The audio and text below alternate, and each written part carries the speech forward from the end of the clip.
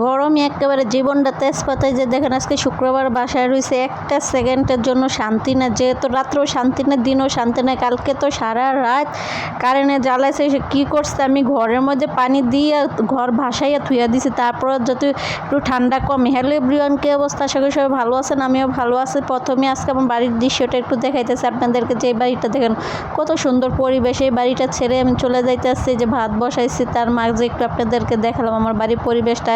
এ বাড়ির পরিবেশটা অনেক ভালো লাগে, মায়া ছাড়তে পারি না। কী করবো, আমি একা মানুষ, রান্না বাড়া খাওয়া সমস্যা হয়ে যায়, আমি সবসময় অসুস্থ থাকি, আমি ঠিক মতো রান্না করতে পারি না, খাইতে পারি না, যার জন্য সবসময় অসুস্থ টেনশনে থাকি। সে তো আমার খোঁজ খবর নেয় না। তো নিজে ভালো থাকতে হলে তো, যেহেতু আল্লাহ মরণ এত তাড়াতাড়ি লেখা রাখে না, যখন মরণ লেখা রাখছে তখনই হবে। সেজন্য নিজেকে একটু ভালো রাখার জন্য এই বাসাটা ছেড়ে দিয়েছি। যেহেতু রান্না বাড়া করতে পারি না, রান্না বাড়া ঠিক মতো করলেও খেতে পারি না, খেতে মন চাইলেও শরীর ভালো থাকে না, ভালো থাকলেও কোনো কিছুই ভালো লাগে না। যদি মন ভালো না থাকে, শরীর ভালো না থাকে, তাহলে কোনো কিছু ভালো লাগে?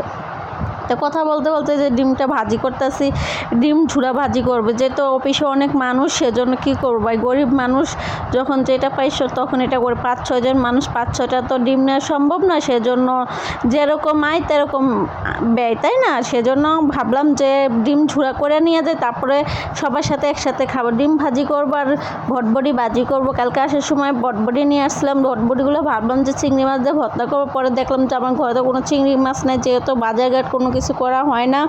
ওই লোকটা চলে যাওয়ার পরে একদিন খালি বাজার করছিলাম, আর বাজার করি না। সেইভাবে খাওয়া দাওয়া চলতেছে, যেহেতু ঠিকভাবে খাওয়া দাওয়া করি না, বাজারঘাট করি না, সেজন্য আমার এখানে আমার বোনের রাখবে না, ওদের বাসাতে নিয়ে যাবে। ও বলছে রান্না বাড়া কোনো কিছু করা লাগবে না, যতদিন এখানে থাকবি ততদিন তোরে আমি রান্না করে খাওয়াবো। দেখবো তুই কীভাবে অসুস্থ, কীভাবে তুই টেনশন করিস, কীভাবে তোর শরীর আস্তে আস্তে আস্তে আস্তে এরকম নষ্ট হয়ে যায়। তো কথা বলতে বলতে ডিম ভাজিটা নামিয়ে ফেলেছি, নামিয়ে এখন ভটবটি ভাজিটা বসিয়ে দিয়েছি। প্রথমে তেলটা দিয়ে পেঁয়াজটা ব্রাউন কালার করে ভেজে নিয়েছি, নিয়ে এখন আলু আর বটবটিগুলো, কাঁচামরিচগুলো দিয়ে দিয়েছি, দিয়ে এখন হলুদ মরিচ দিয়ে ভালো করে যে ভাজি করে নিতেছে। আর আমার কথার মাঝে জানি আমি কথা গুছিয়ে বলতে পারি না, আমার কোনো কিছুতে যোগ্যতা নেই। যেমন ধরেন আমার স্বামীর সংসার করার যোগ্যতা নেই, স্বামীরে ধরে রাখার যোগ্যতা নেই, না মা বাবার ভালোবাসা পাওয়ার যোগ্যতা আছে, না স্বামীর ভালোবাসা পাওয়ার যোগ্যতা আছে, না ছেলে সন্তান, মানে কোনো কিছুরই আমার কোনো কিছুর আমি যোগ্যতা, আল্লাহ জানি না কেন এরকম করে আমার জীবনটা লেখছে। যাই করুক আল্লাহ ভালোই করছে। একুশলে সে আমার বুঝিয়ে দিয়েছে সে মানুষটা কতটা খারাপ, আমি তো তার অন্ধের মতো বিশ্বাস করছি।